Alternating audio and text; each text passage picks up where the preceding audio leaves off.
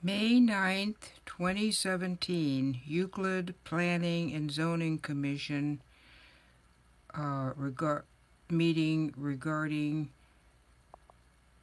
Marguerite and Rich Carlson's opposition to her neighbor, Mr. McNeil's gigantic 20-foot high garage, which is, I believe, 50 feet deep. This is my speech. We were not allowed to videotape or use cell phones at the meeting.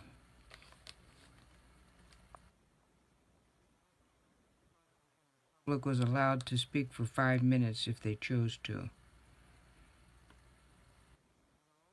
My name is Nancy Mihalik, MIHALICK at 21370 Nauman, Euclid, Ohio.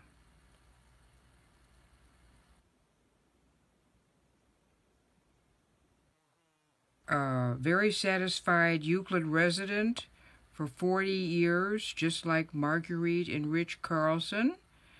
And as a Christian who accepted Jesus Christ as Lord and Savior over 30 years ago, I look to the Bible as my ultimate authority.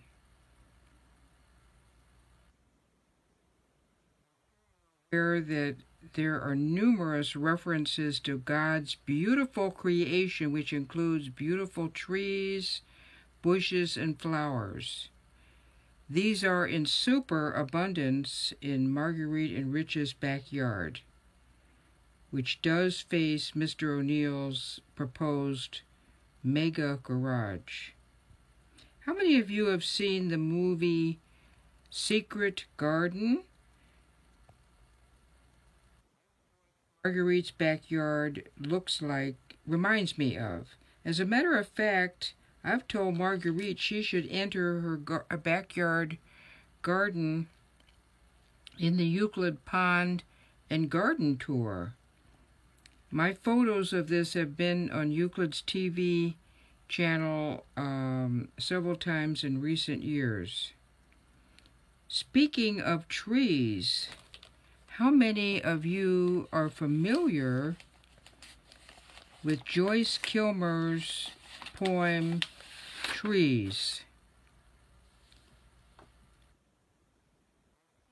That I shall never see a poem lovely as a tree whose hungry mouth is pressed against the earth's sweet flowing breast. A tree that looks at God all day and lifts her leafy arms to pray. A tree that may in summer wear a nest of robins in her hair, upon whose bosom snow has lain, who intimately lives with rain. Poems are made by fools like me, but only God can make a tree. By Joyce Kilmer. Picture yourself in your own backyard. Perhaps some of you have a lot of flowers, bushes, and trees like Marguerite in Rich's backyard.